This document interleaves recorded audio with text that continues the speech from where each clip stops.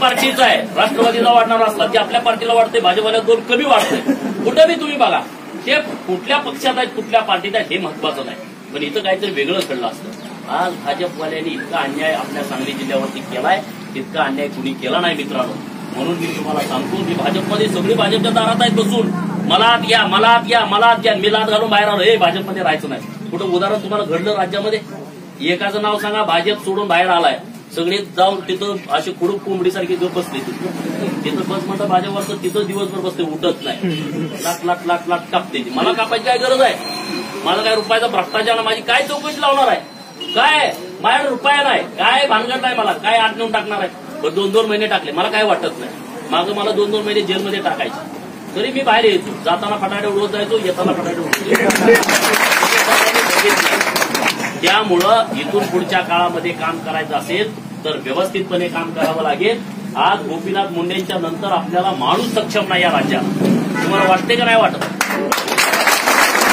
गोपीनाथ मुंडेंसारखा लोकनेता गेला, राज्यातला पोरकं झालंय राज्य. त्याच्यानंतर या राज्याची काय परिस्थिती निर्माण झाली तुम्ही बघा. मुंडे साहेबांचे फोटो टाकत आहेत पोस्टरवर. अरे 2-3 वर्षामध्ये तुम्ही विसरला त्यांना. ज्या माणसानं अख्ख्या राज्यामध्ये भाजप नेलं त्या माणसाला हे विसरले. तुम्ही आम्ही कोण आहे? आपण पोस्टर लावणारी माणसं त्या पार्टीमध्ये कोण आहे? आपण संजय पाटील, मी काय फार मोठा कोणता कोण? असे 10,000 संजय पाटील त्या भाजपमध्ये, कोण पुत्र खातं? परिस्थिती वेगळी आहे. म्हणून तुम्ही विचार करा या गोष्टीचा. मी काय तर तुमचं मातं भडकवायला आलो नाही, मी तुम्हाला ब्रेन वॉश करण्यासाठी आलोय. जे खरं आहे ते खरं, जे खोटं आहे ते खोटं.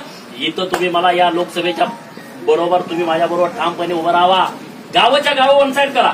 एकदा ह्यांना कळू द्या की पुढाऱ्यांच्या हातामध्ये हा जिल्हा नाही आहे, हा जिल्हा जनतेच्या हातामध्ये आहे, जनतेच्या. हे एकदा दाखवून दिलं ना, हे पुढारी मऊ सुतासारखे येतील, वा कोण नमस्कार घालतील. आता जे ताणपणा चाललाय ना, या 8-10 दिवसात आपलं लय लोक चाललंय. 23 तारखेला 5 वाजता तुम्ही यांना नमस्कार घालायला जावा. नमस्कार तुमचा जर यांनी घेतला ना, मी तुमचं म्हणेल ते ऐकतो. 23 तारखेला लावून लावून लावून वागते, चप्पल सुद्धा काढून देत नाही, पाया पडताय. पण 23 तारखेच्या 5 वाजल्यानंतर हे माणसं तुम्हाला किंमत देत नाहीत. मी तुम्हाला 23 तारखेला मला तुम्ही मतदान जरी नाही दिलं आणि मला पाडलं तुम्ही, तरी मी तुम्हाला आज जो रिस्पेक्ट देतोय तोच उद्या देईल. जेव्हा निवडून द्याल ना, की लोकांच्या हातातला विषय आहे. जत असेल, कवटेमंकाळ असेल, खानापूर, आटपाडी, पलूस, कडेगाव, तासगाव सगळ्या लोकांनी ठरवलाय. माझ्या बाजूला ठामपणे लोक उभा आहेत. ही निवडणूक गोपीचंद पडळकरची नाही, ही निवडणूक या सांगली जिल्ह्यातल्या सर्वसामान्य गोरगरिबाची निवडणूक आहे. जर मी उभा राहिलो नसतो, तुम्ही मताला बी गेला असता. तुम्हाला इंटरेस्ट राहिला होता का मताचा? जाऊ द्या, कोण येतंय जातंय, 30-40% मतदान झालं असतं, गेली नसती. भाजपनं डिक्लेअर केलं 5 लाख मताच्या फरकानं काका बसणार. परवा दिवशी मिटिंग झाली कोर कमिटीची भाजपच्या, 20,000च्या लीडनं बसणार मध्ये. किती? 20,000. अजून 10 दिवस बाकी आहेत. किती लीड तुम्ही होणार आहे म्हणून तुम्हाला हात जोडून माझी विनंती आहे, एक चान्स मला, एकच. 2019ला लोकसभेत पाठवा. परत जर मी चुकीचं काम केलं, दारात थांबू देऊ नका. माझं वय 35-36 आहे. मी 30-35 वर्ष मरत नाही. मी तुमच्याकडे येणार आहे, अनेक वेळा येणार आहे. खोटं बोलून जाणार नाही तुम्हाला. पण मी तुम्हाला एवढंच सांगतो, तुमच्या चेहऱ्यावरती हसू कधीच कमी होऊ देणार नाही. लोकप्रतिनिधी तुम्ही याला मतदान दिलंय, अरे बोगसपणा झाला, आपलं चूक झाली, असा पश्चाताप तुम्हाला कधी वाटणार नाही. अशा पद्धतीचं काम करेल. गावगाड्यातल्या सर्वसामान्य लोकांना, मराठा समाज माझ्याबरोबर खूप आहे. लोक हे सांगतात की गोपीचंद बरोबर मराठा समाज नाही. गोपीचंदची जात कुठली? अरे माझी जात काय विचारताय, माझं काम विचारा. कामात जर मी कमी पडलो ना, तर मग मला तुम्ही चौकामध्ये कानाला पकडा.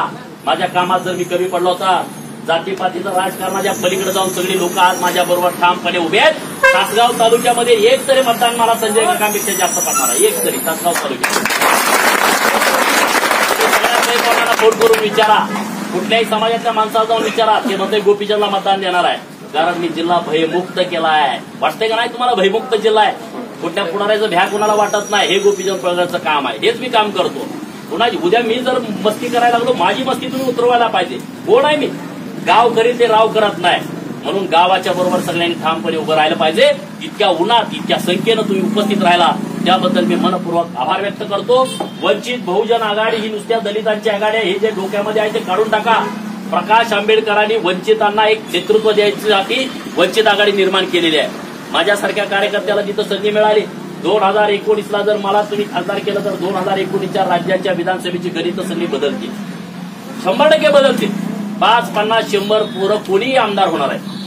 गावगाड्यामध्ये ज्याला डिपॉझिट भरायला पैसे नाहीत तो सुद्धा आमदार होणार आहे, हे वाक्य लिहून ठेवा. एवढंच या निमित्ताने बोलतो.